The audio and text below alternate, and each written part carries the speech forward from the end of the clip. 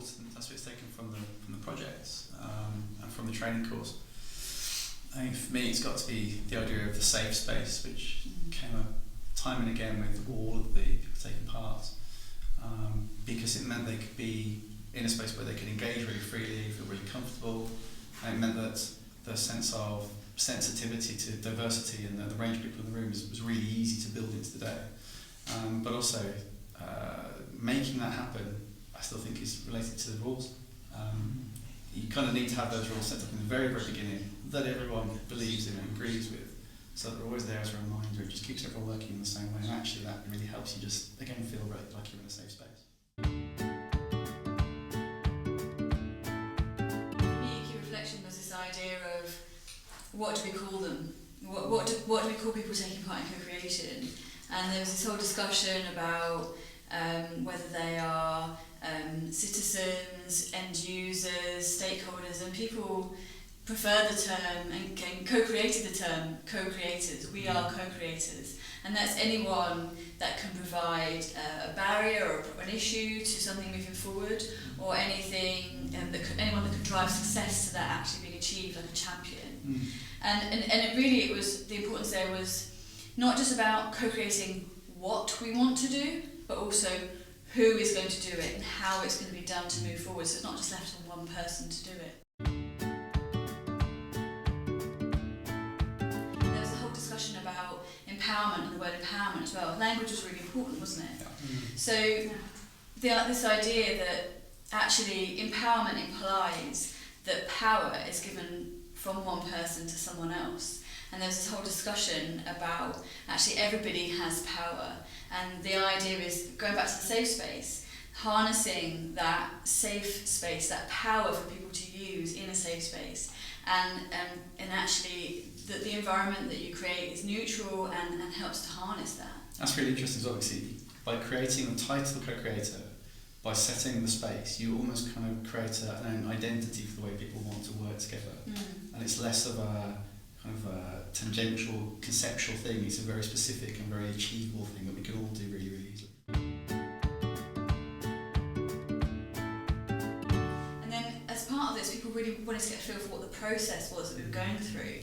And so we came up with these 3 key phases of co-creation, the process of it, which don't have to be used linearly, but ultimately it was around co-define, which was around identifying what the needs are, thinking through the problems, identifying what restraints and limitations people are dealing with, and not just moving straight forward into the solutions. But then you move on to the co-design stage, where actually then you think, okay, we've come up with the problems, then what are these solutions and how can we put them into practice?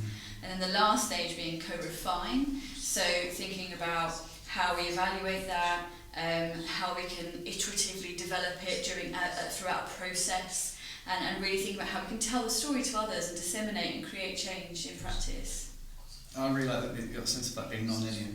So It doesn't have to go in a complete straight line. You can go this whichever route you want to, but by being that flexible, you can get to a really rich result that's very responsive and actually quite a responsible result, because you're not just trying to guide things in a very rigid, fixed way that's based on a standard set of tools. They vary all the time. You just have to understand how to use them in a way that gets the most out of the group.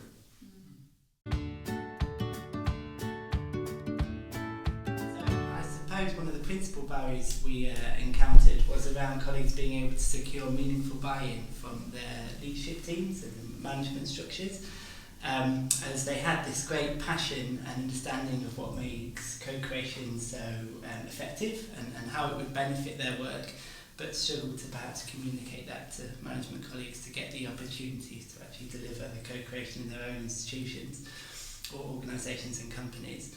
So on day 3 we introduced a sort of project management strand to the day, so that we would hopefully equip them, and we did equip them with a knowledge of sort of project management methodology, but also language, so that they were able to more appropriately and convincingly communicate those benefits to management without obviously compromising on the actual co-creation itself, but rather just communicating it in that management language. And we saw where that buy-in was so valuable with our NHS colleagues who received basically support from day one really, and now have co-creation running at literally all levels of the organisation in terms of regional, local and national, which is really, really exciting to see and press on momentum. Some of the other barriers that came upon the day was around having the time to do co-creation, because people thought it was complex, or they needed a day, they needed a lot of planning and therefore a lot of time and resource to invest in that.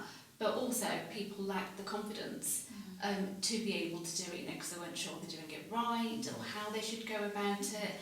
And I think what the course has really done is equipped them with some really good tools to actually show them actually it can be something really simple and really quick. You know, you can do co-creation in 5 minutes, 10 minutes.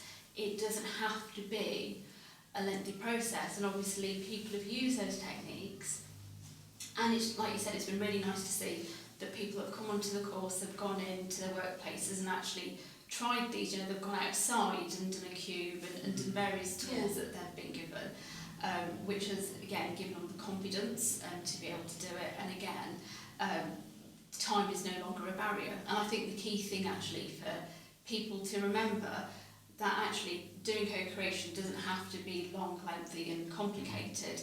You know, it can start with small steps, and it can start with actually, let's just do a 10-minute activity, you know, in any space, whether it's inside, outside, in a car park, in the kitchen, you know, it can be anywhere. And actually they can start it with small steps. It can start their journey and doing co-creation in the workplace.